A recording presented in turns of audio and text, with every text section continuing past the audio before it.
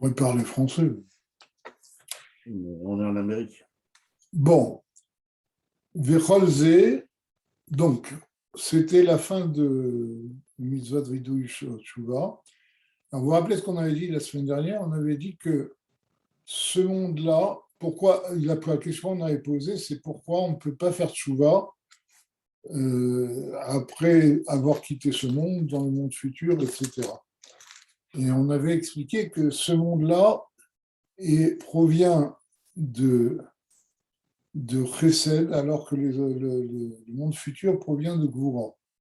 Ça veut dire quoi, provient de Chesed et Gvura? On avait dit que dans le monde futur, il y a une révélation de Dieu qui est limitée, qu'on peut avoir. Par contre, dans ce monde-là, Dieu ne se révèle pas du tout, et donc il a une présence beaucoup plus forte que dans le monde spirituel.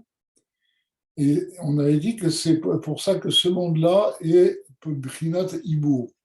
C'est-à-dire que c'est comme un enfant qui est en train de se former et dans lequel il y a toutes les données pour qu'il se forme, mais ils ne sont pas différenciés. Et c'est ça, on a dit, ça c'est le sens ésotérique de Avodat Habirurim, c'est de faire le tri entre ce qui est bon et ce qui n'est pas bon, parce que dans ce monde-là, tout est mélangé. OK ? Et on avait dit qu'en fait, chaque chose, chaque chose dans ce monde-là provient d'une même source. On avait donné l'exemple de Rabbi Zera, je ne me rappelle plus qui c'était, qui avait dit, la fille, elle avait dit qu'elle avait mis du vinaigre au lieu du vin, au lieu de l'huile, et il a dit, celui qui dit que l'huile peut brûler, eh ben, il peut dire que le vinaigre va brûler, le vinaigre, c'est va brûler. Parce que justement, dans ce monde-là, les choses ne sont pas bien distinctes et on peut changer la nature des choses. D'accord? Ok, donc on continue. Vecholze, vous y êtes. Vecholze, ou les fiches olamazé, ou kodem abiron. Donc, et tout ça provient du fait que ce monde-là n'est pas encore trié. Biro, ici, c'est dans le sens de trier, où on n'a pas encore fait le tri entre le bien et le mal. Mais Shorebo, Amvarer, Asovev Kolalmi. Et justement, la force du Biro, on avait dit, on l'apprend de Dieu lui-même, et c'est dans ce monde-là que réside celui qui fait le tri, c'est-à-dire Asovev Kolalmi, c'est la force transcendante de Dieu. Kol Yachol, même plus que ça, l'omnipotence de Dieu, c'est-à-dire Dieu lui-même. Kenes Karleel, comme on a dit précédemment, parce que justement, il ne se révélait pas. Machenken, dans l'Amaba, par contre, dans le monde futur, chez Gvar Ouvra, où tout a déjà été trié, à Rézé, Kemacha, Atinok, Lachar, Shegin, Al-Migdal. C'est comme un enfant qui est déjà grand. On ne peut plus changer chez lui la tête en pied ou le pied en tête, puisqu'il est déjà fermé. Donc le monde futur, c'est un monde trié et il y a la révélation de Dieu. Et donc on ne peut se tenir qu'à cette révélation de Dieu. D'accord? Vechel atapouar, l'achar shenigdal, ou bien comme une pomme qui a déjà poussé. Chez l'Onishabo, Rakoar Metsumsam, Léavoto. Et donc, une fois qu'elle a poussé, eh bien, la pomme, il reste chez l'Uazel juste ce qu'il faut pour qu'elle puisse exister. Puisque là, on est au niveau du Or Amémalé, et chaque détail de la pomme correspond à une lumière particulière qui rentre et fait vivre la pomme. Alors que, comme on avait expliqué, au moment où elle va se développer, elle est encore, toutes les composantes sont mélangées, et il y a la force de Dieu lui-même qui la fait pousser. D'accord? Et donc, ce monde-là, le monde futur, est comparé à un monde, à des choses déjà formées, parce que dans le monde futur, tout est à sa place. Aval, Otoa Kohar Shechileko, les Tsior Koma. Par contre, la force précédente, qui est la force, ce qu'on appelle le Koach Hatzomeach, la force qui le fait pousser, et qui en a fait un enfant déjà formé ou une pomme déjà formée, Tsior Koma, que va Nistalek, elle est déjà partie. Parce que c'est une force qui vient de Dieu lui-même, et elle ne peut pas rester dans le corps de l'objet ou de l'enfant, puisqu'il est déjà formé. D'accord ? En fait, la force de Dieu lui-même est en amont, vient avant que la chose soit formée. C'est exactement ce que les Chachamim nous disent, qu'il y a 3 shutafim, il y a 3 associés dans la formation d'un enfant. Il y a le père, la mère et Dieu lui-même. Et on dit que le père donne le rouge, la mère donne le blanc, et la Dieu donne je confonds toujours le rouge et le blanc. Bon, en tout cas, Dieu donne l'âme. Et en fait, quand on dit que Dieu donne l'âme, ça veut dire que c'est Dieu lui-même qui fait que l'enfant puisse se développer dans le ventre de la mère. Parce que chez la femme, ça on a déjà expliqué plusieurs fois, que la femme a en elle une force de Malchut, de la royauté de Dieu, qui est la force créatrice de Dieu. D'accord ? Et donc c'est ça qu'il dit. Avant que l'enfant ne soit formé, c'est Dieu lui-même qui le forme. De la même façon, avant que la pomme ne pousse, c'est Dieu lui-même qui la fait pousser. Mais une fois qu'elle est formée, eh bien, Dieu se retire, enfin, et n'agit plus au niveau essentiel, et il ne laisse que la force limitée qui va faire grandir la chose.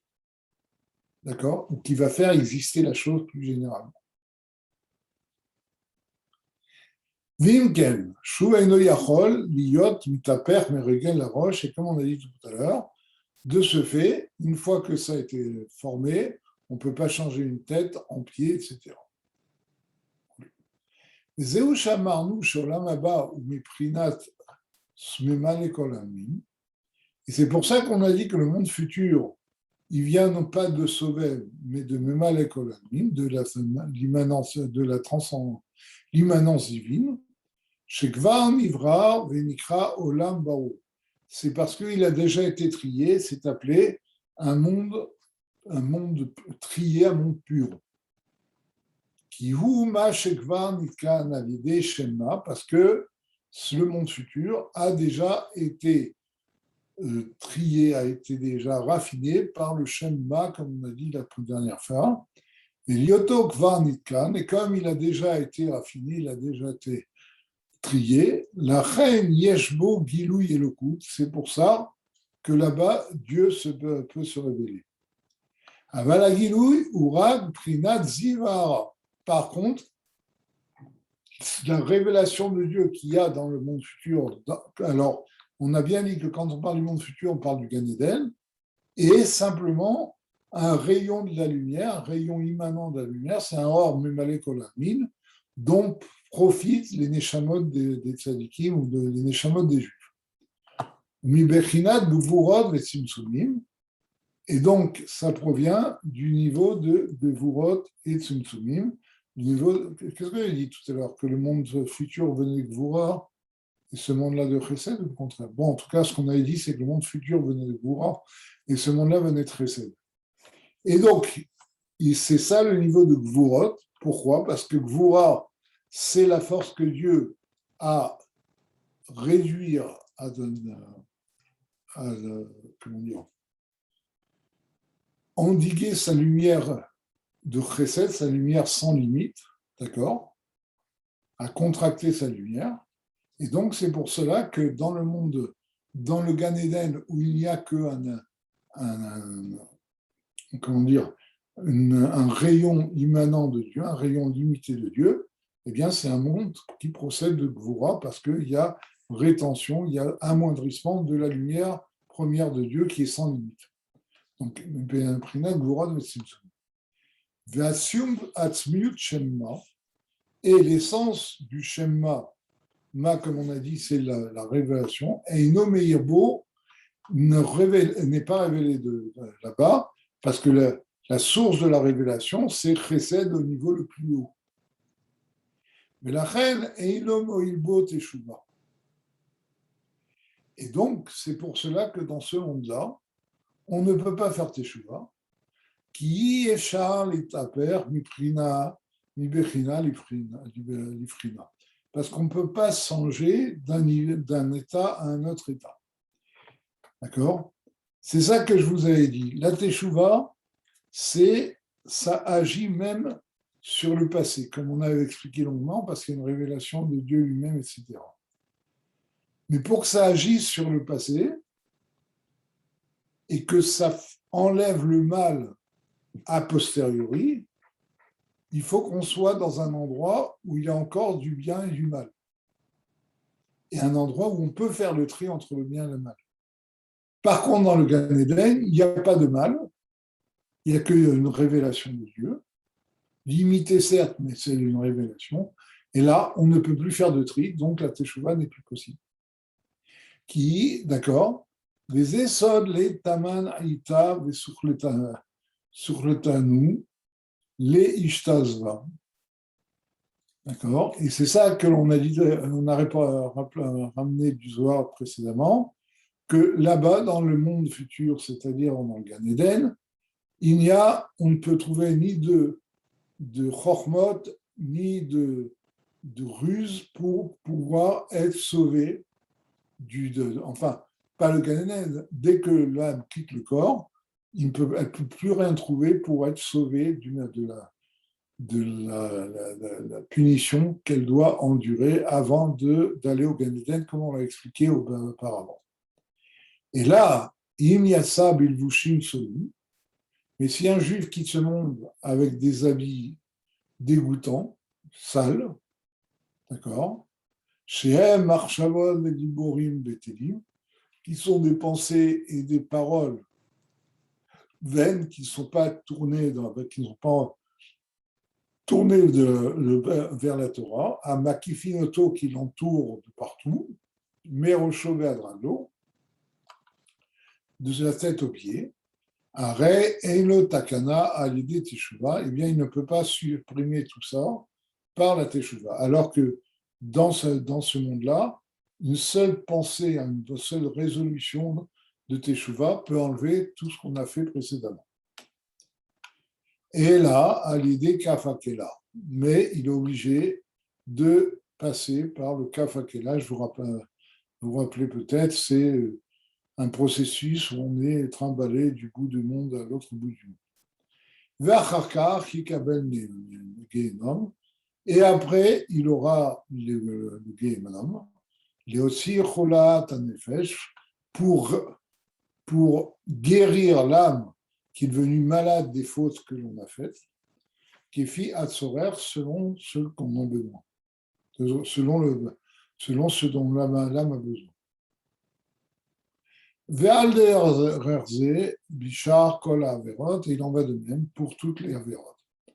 Aval ba'olam hazeh, mais dans ce monde-là, sheyesh bo ashrat hasovev, où se trouve le or hasovev, c'est-à-dire la transcendance divine, même l'essence divine, puisque c'est un monde où Dieu est caché, d'accord? Les Vara Berurim, donc cette force de Dieu transcendante et même essentielle nous permet de faire des birurim, c'est-à-dire de faire le tri entre le mal et le bien. Les filles chez où Kodem Abiru, parce que notre monde se trouve en amont du tri entre le mal et le bien. Il est à l'aider à Teshuvah. Alors, je suis allé un peu vite. Quand on dit que Yeshua Ashrat Asovev, Levaré Abirim, je ne sais pas si vous vous rappelez, on avait vu cette notion-là, qui n'est pas évidente, dans Mitzvat Ardut Hashem. Je ne sais pas si vous vous rappelez de ça. Dans Mitzvat Ardut Hashem, on avait dit quelle était l'unité de Dieu à laquelle il fallait croire. C'est que dans ce monde où les créatures, justement, vivent par un or bémalé, c'est-à-dire une lumière limitée qui fait vivre dans les détails chaque créature, il faut savoir que l'origine de l'existence de cette créature et ce qui en pratique fait vivre cette créature, c'est le Or HaSovev. Et c'est ça, Ardut Hashem, que Hashem ou à Elohim, Hashem le Sovev et Elohim. Je ne sais pas si vous vous rappelez de ça. Et c'est ça qui fait allusion ici. Il dit que dans ce monde-là, justement, même si ce monde en pratique est réalisé par un or Amimalé, mais dans ce or Amimalé se cache justement un or HaSovev, et même ce qui est plus haut, il a dit, même l'essence même de Dieu. D'accord? Et c'est cette force qui transcende toutes les limites qui peut faire que lorsqu'on fait référence à elle par la Teshuvah, qui peut faire que tout le passé soit réparé et toutes les fautes soient réparées. Vous comprenez? Ça, c'est la relation avec ce qu'on avait vu avant. D'accord? Et ça, c'est possible, comme il a dit, les filles chez Ukodem Abiru, parce que ce monde n'a pas été encore trié.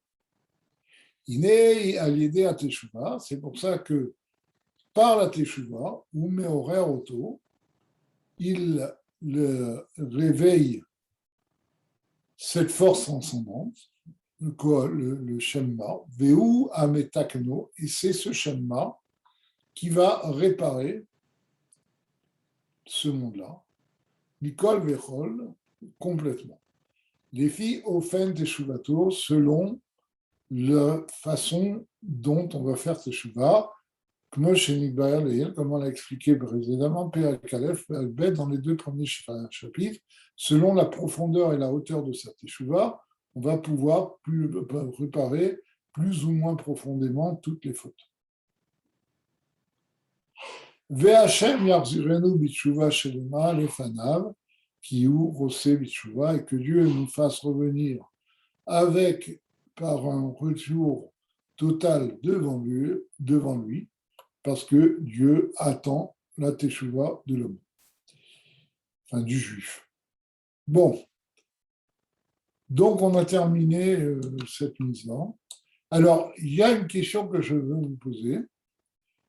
Vous voulez continuer tout de suite le Derech Mitzvotecha, ou je vous propose une autre chose, c'est de faire un texte du Rabbi qui s'appelle Inyana Shel Torah Chasidut.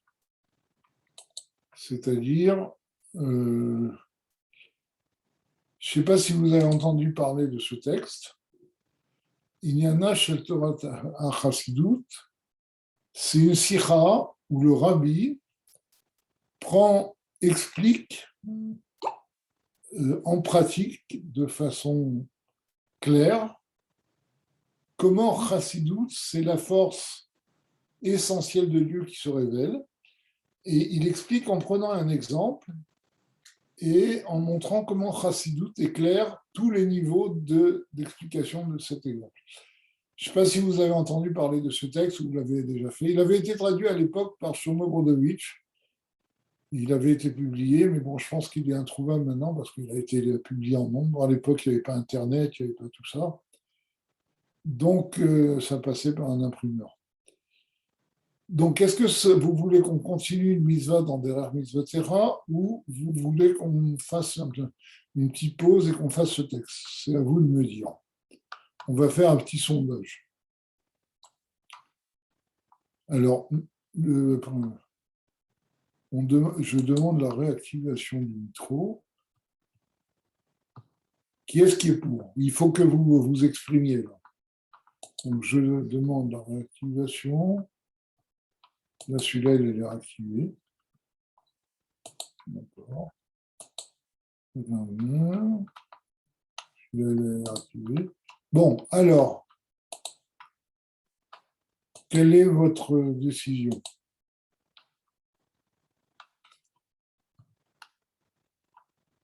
Allô? GG, il y a moyen de faire un sondage en ligne sur sur Zoom.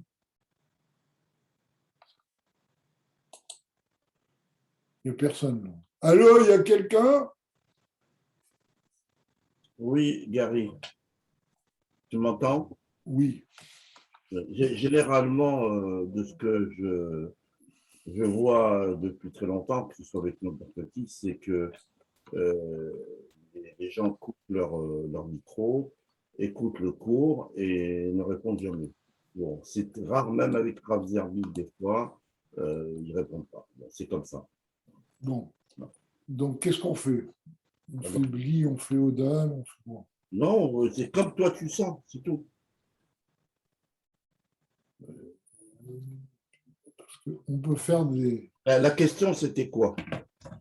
Est-ce qu'on continue un sujet dans Dra Mitzvotera?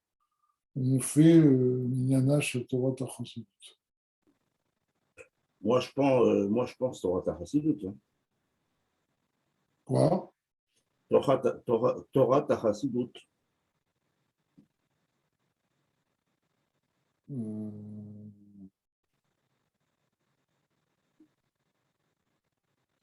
Bon, pour l'instant, comme il n'y a personne qui répond, moi je propose qu'on fasse comme Il y en on a, avait. si, tu as une, voilà, tu as un message écrit. Chassidut, c'est-à-dire Torah Tachasidut. Ben, A, les autres peuvent s'exprimer aussi. Hein. a priori, c'est ce que je vois.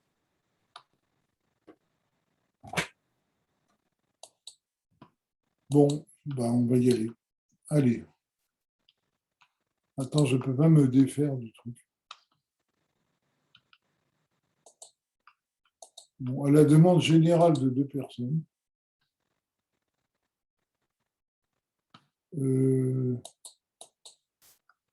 j'arrive pas à enlever le truc. Comment tu enlèves ça?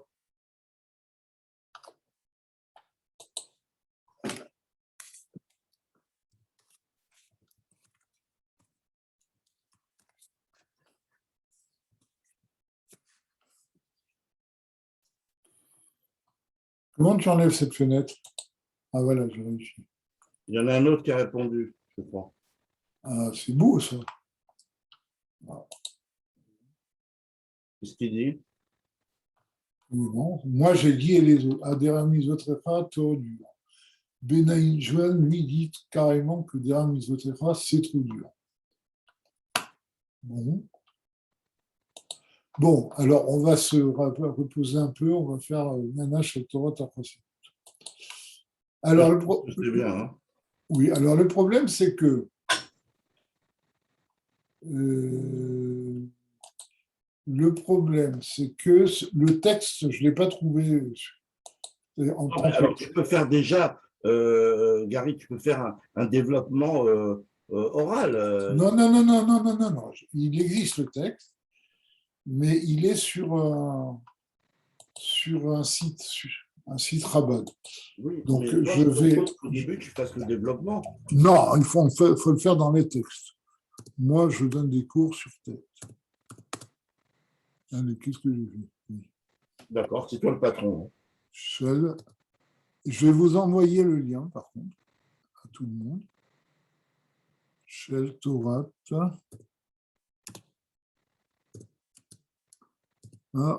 Chassidut. Avec un clavier français, c'est pas évident. Bon,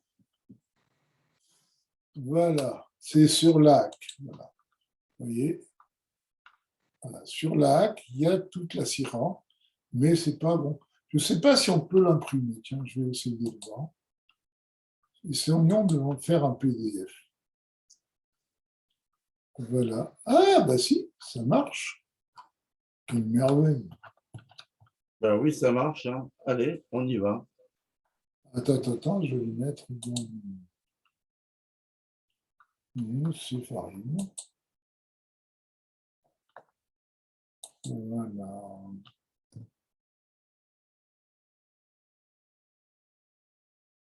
Voilà. Ben, si vous voulez, je vais vous l'envoyer à tous. Je pense qu'on peut envoyer des fichiers, non? Oui, voilà. Magnifique. Ah non. C'est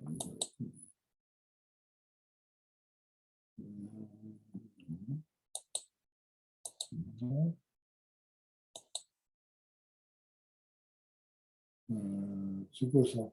C'est les fichiers dont on peut se servir. Ah, d'accord. D'accord. Alors, attendez. Une seconde. Je vais récupérer mon fichier.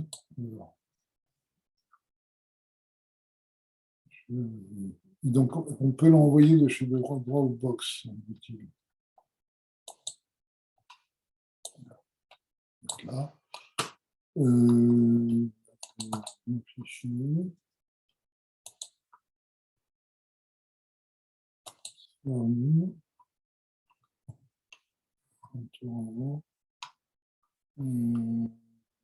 Voilà. Voilà. Donc ça, je peux le mettre dans Dropbox. Voilà.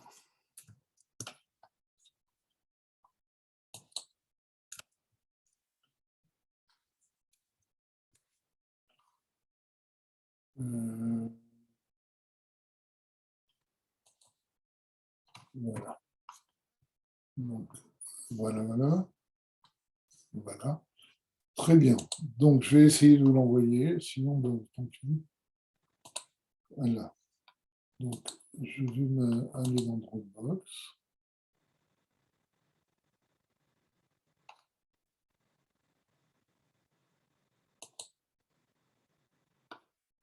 Oula, que fatigue.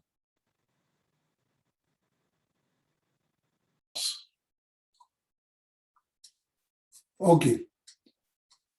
Donc, בנוגע לעניינה של תורת החסידות, par rapport à la définition Inyana, c'est dans le sens de la définition de ce qu'est la Chassidut, la Chidush Sheba, et la nouveauté qui est dans Chassidut, la Chilkei Torah, chez Nidgalou et Fanea, par rapport aux différentes parties de la Torah qui s'en sont révélées précédemment. Quand le Rabbi dit les différentes parties de la Torah, il fait référence aux différentes explications de la Torah qui sont, je vous le rappelle, Pardes, Pshat, Remez, Drush et Sod. D'accord? Donc, Nehemru, Birorim, Rabim, il y a de nombreuses explications qui ont été données. Aleph, première explication, Bismano shel Baal Shem Tov, à l'époque du Baal Shem Tov, Aya Olam Bematzav shel Ta'alfut. Le monde était dans un état d'évanouissement. L'idée Gilou ya Baal Shem Tov, Vetorat HaChassidut, et par la révélation du Baal Shem Tov et de la Chassidut, ni Torah Olam, ni Ta'alfuto, le monde s'est réveillé de son évanouissement. On va, un instant, je vais faire quelque chose, je reviens tout de suite. On va expliquer ça, c'est parce que c'est pas si simple. Oui, je sais. Parce qu'il faut savoir que les 2 siècles qui ont précédé le Baal Shem Tov ont été des années très dures pour le peuple juif. Il y a eu des pogroms, il y a eu ce qu'on appelle les Xerot Tarvetat. Je ne sais pas si vous avez entendu parler. C'était une révolte des Cosaques contre le pouvoir russe. Et, enfin, à l'époque, vous savez, les frontières n'étaient pas les mêmes. Quand on parle de pouvoir russe, il y a aussi la Pologne, etc. En tout cas, les Cosaques donc, ont mené une guerre contre le tsar, le pouvoir russe, et partout où ils allaient, ils semaient la désolation. Et comme les Cosaques n'étaient pas des grands prosémites, bien au contraire, chaque fois qu'ils passaient dans un village juif, ils dévastaient tout. Vous savez que les historiens disent que les Xerot Tarvetat ont tué au niveau juif entre 200 et 600 000 personnes. Je ne sais pas si vous voyez. Donc, c'était terrible. Et les Juifs ont eu du mal à s'en remettre. Et il y a beaucoup de Juifs qui ont quitté les villages pour se réfugier dans les villes. Et dans les villes, la vie était beaucoup plus dure que dans les villages. D'ailleurs, une des grandes actions menées et par le Baal Shem Tov et par ses successeurs, en particulier le Baal HaTanya, c'était de faire revenir les Juifs à la terre, de créer des communautés juives rurales. Parce que c'était beaucoup plus simple de servir Dieu et de gagner sa vie quand on avait son propre champ et quand on était dans un village. Et donc, il y a eu, donc les Juifs étaient un peu désemparés, il y avait beaucoup de pauvreté. C'est là où a commencé justement, par l'apparition de ces classes pauvres, c'est là où a commencé la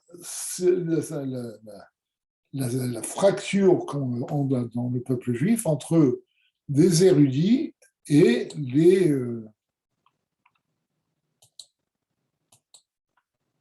les érudits et les Améharet, enfin, ce qu'on appelait les Talmidei Chachamim et les Améharet.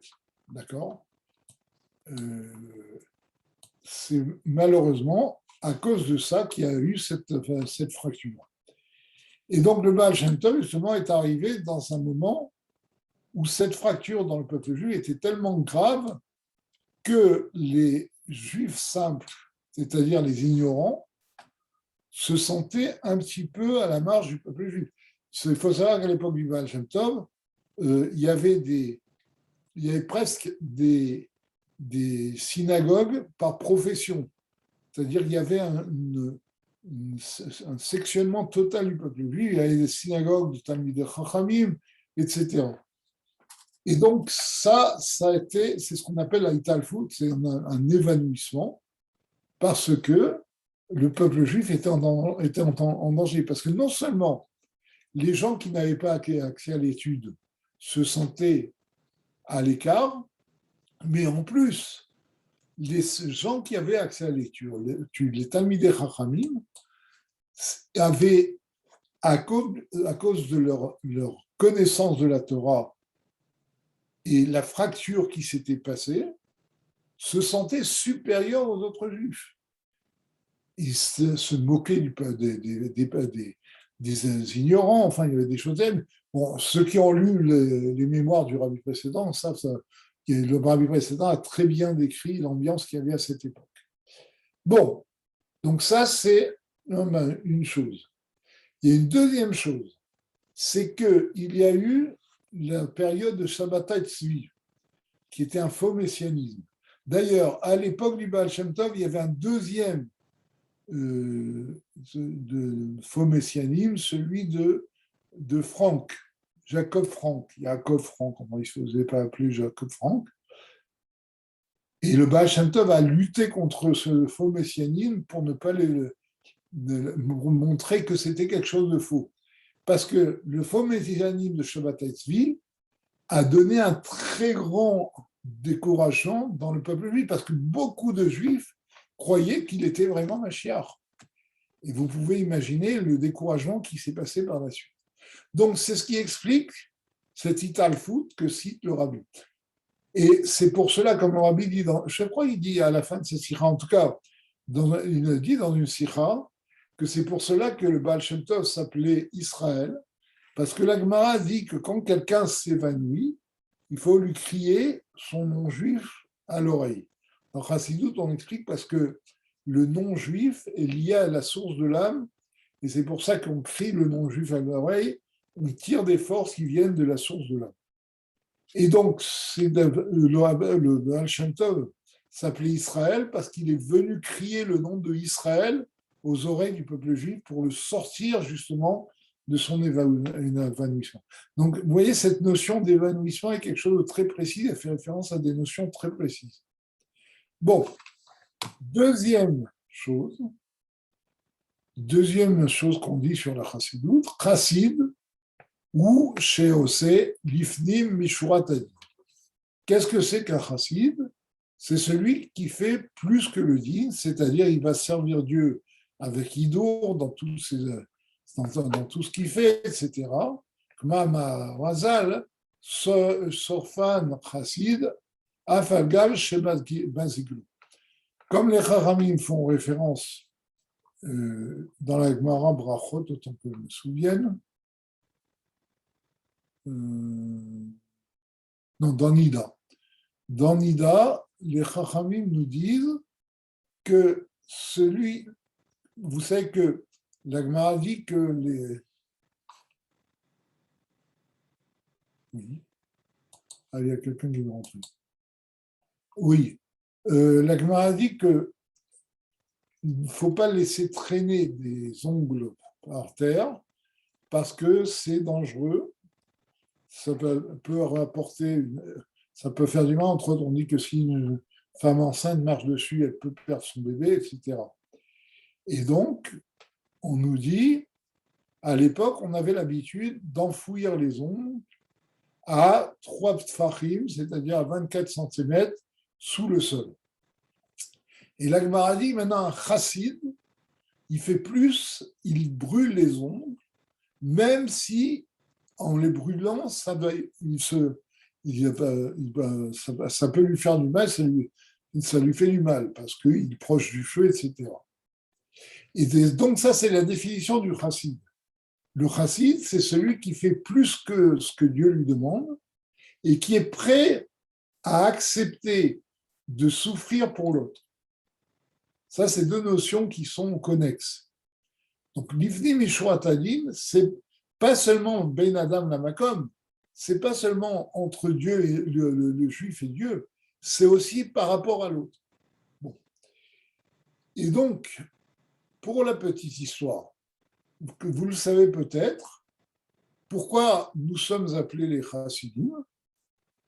Parce que lorsque le mouvement du Chassidim est apparu, à l'époque du Baal Shem Tov, les détracteurs de ce mouvement, les Mitnagdim, ont vu des Juifs qui ont commencé à prier longuement, à accomplir les mitzvot avec Hidour, et c'est exactement la description que donne la Gemara du Chassid. La Gemara, là, je suis sûr que c'est Brachot, la Gemara Brachot, elle dit que les Chassidim Arishonim priaient pendant 3 heures. D'accord? Donc, c'était des gens qui priaient longuement, qui s'approfondissaient sur leur prière, ce qui a été complètement perdu à l'époque du Baal Shem Tov. Il faut savoir que les érudits, il y a des histoires qu'on raconte où il y a des érudits qui comptaient le temps de leur prière pour pouvoir plus étudier. C'est-à-dire, ils allaient de plus en plus vite, c'est presque qu'ils voulaient battre un record, parce que la prière, pour eux, c'était un manque d'études. Le principal pour eux, c'était l'étude. La prière n'était pas du tout mise en valeur à cette époque-là. D'accord? Et donc, quand les opposants ont vu des juifs qui commencent à prier longuement, qui vont l'ifner Mishurat Adin, ils ont commencé à se moquer d'eux. Et ils ont dit, hey, regardez, ceux-là, ils se prennent pour des chassidim. Chassidim au sens de la Gemara, ce qu'on appelle les chassidim arishonim. Et cette moquerie des opposants, ça le rabbi il avait dit dans un Farmagen, il a dit que les choses ne viennent jamais par hasard. Et cette moquerie des opposants a fait que ce nom s'applique aux chassidim. Et c'est pour ça que nous sommes appelés par nous appelons les chassidim. Ce n'est pas nous qui avons pris ce nom. C'est une plaisanterie qu'on faisait sur nous qui nous est resté comme nous. D'accord? Mais n'empêche que, c'est vrai, les chassidim à partir du Baal Shem Tov étaient des gens dont le comportement ressemblait à celui des chassidim arishonim. Ressemblait parce que les chassidim arishonim dont on cite dans la Gemara, c'était des grandes sadikim. Mais il y avait quelque chose qui s'apparentait à ces chassidim arishonim. C'est ce qui leur a fait mériter ce nom. Gimel, troisième chose, si je m'étale trop sur des notions que vous connaissez, vous pouvez me le dire. Qu'en penses-tu, Gégé?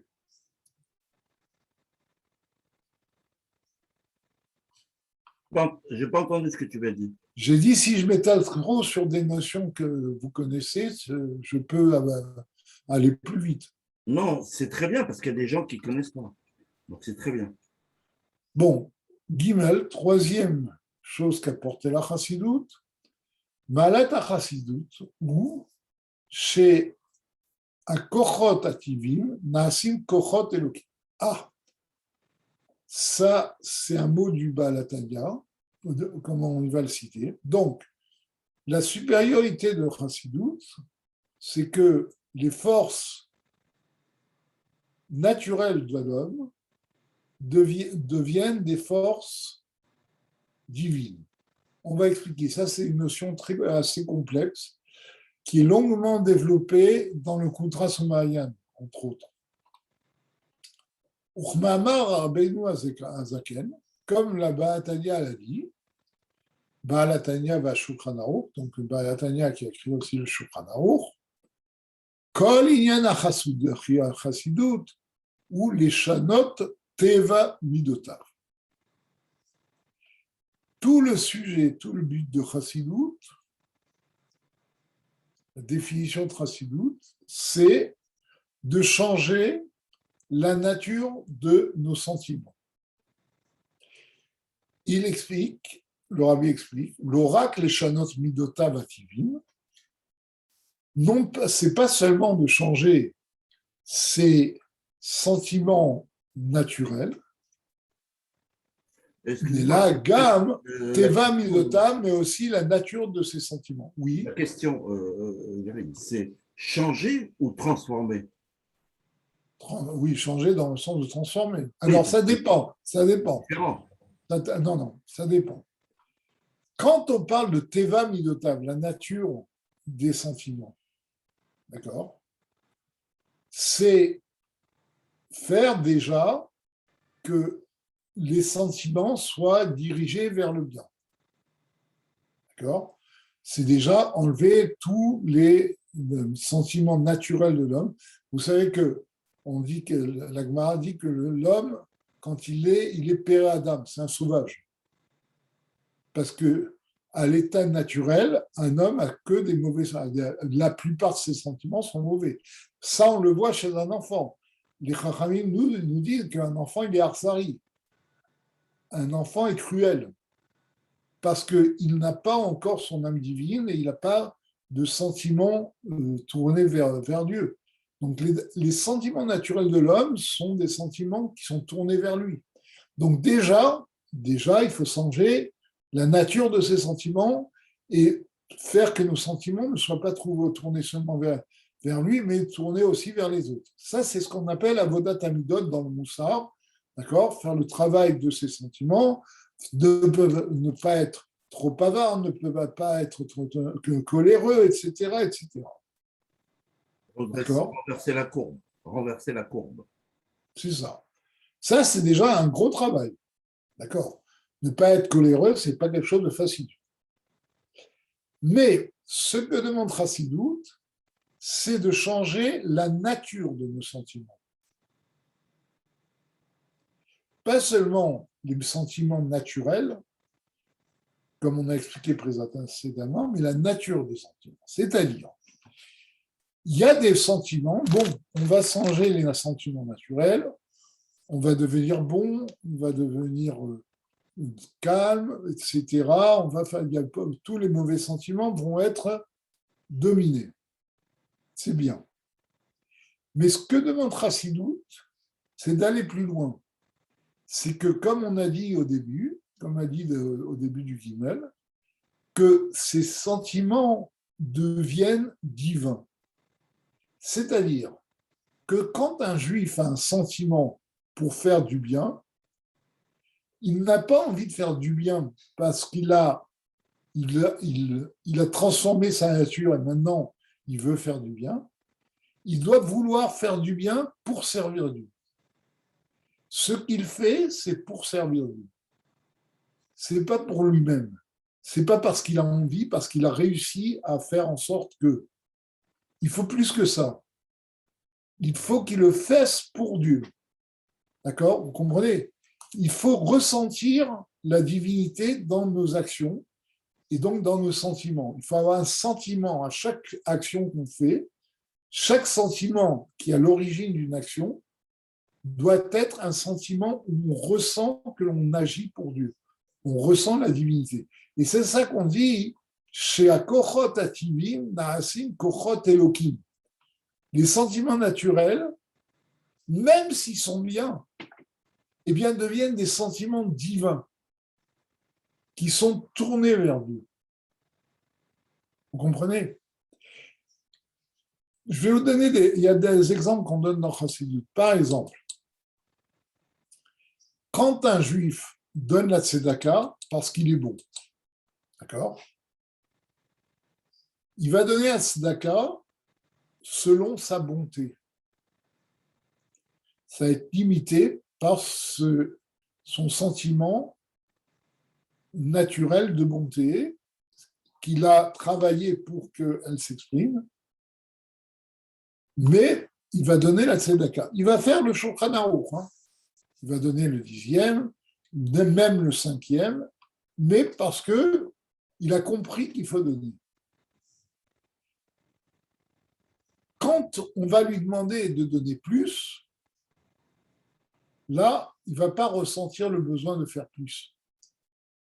Parce qu'il ne sent pas, il n'est pas là pour servir Dieu avec ses sentiments, il est là pour accomplir la volonté de Dieu. Il ne sent pas cette dimension divine. D'accord? Quand il sentira cette dimension divine, il ne raisonnera pas en termes d'obligation, mais en termes de besoin de l'autre. Ce n'est pas du tout la même chose. Par ce sentiment de bonté divine, il va donner à l'autre. Vous comprenez?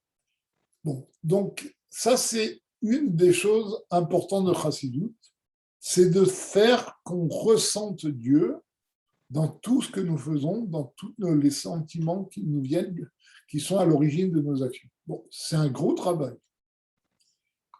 Dalet, quatrième exemple, quatrième chose, Torah Chassidut, Chidesha, Asher Kol Echad Ve'echad. Donc, la Chassidut, l'étude de la Chassidut, a amené un fait nouveau, c'est que chacun, même, c'est-à-dire, même quelqu'un qui n'a pas une âme très haute, quand il parle de quelqu'un qui n'a pas une âme haute, il fait référence ici au tzadikim, le rabbi fait référence au tzadikim, et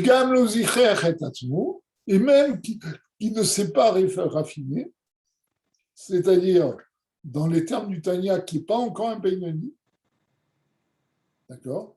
Donc, tout le monde connaît la différence entre un tzadik et un Beinoni. Donc, même si quelqu'un n'a pas une âme très haute, comme un tzadik qui lui permet d'être en contact avec la divinité, de sentir la divinité, ou qui ne s'est pas raffiné au point d'avoir chassé le mal, enfin, d'avoir dominé son mal comme le Beinoni, Yuchal et Asig et Lokut, eh bien, Chassidut a fait que même un juif simple qui a encore du mal en lui puisse percevoir le divin. Comment? Qui a lié des chez Torah Chassidut, Biera et Inyanim Shel Chelek Hason, parce que le Torah Chassidut, l'enseignement de la Chassidut, a expliqué les sujets qui sont en relation avec l'ésotérisme, c'est-à-dire la Kabbalah, la Sod Sheba Torah, le parti caché de la Torah, Vekirvatam el Asechel, et elle a fait en sorte que ces notions qui sont cachées, qui sont réservées aux tzadikim, à des gens de très haut niveau, eh bien, puissent être amenées au niveau de l'intellect de l'homme. Comment? Ça, c'est toute la méthode de Chassidut.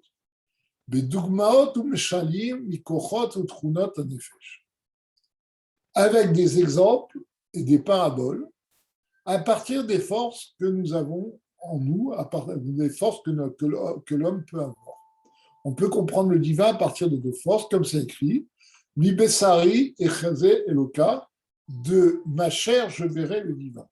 Alors, de ma chair, c'est-à-dire grâce à ce que je connais de moi, d'accord, dans ma vie, et Chazé, je verrai, alors, comme le fait remarquer le Tzimar Tzedek, on l'avait vu dans Mitzvot Amanat Elokut, le mot Echezé, ici, c'est la forme araméenne du verbe voir. Pourquoi?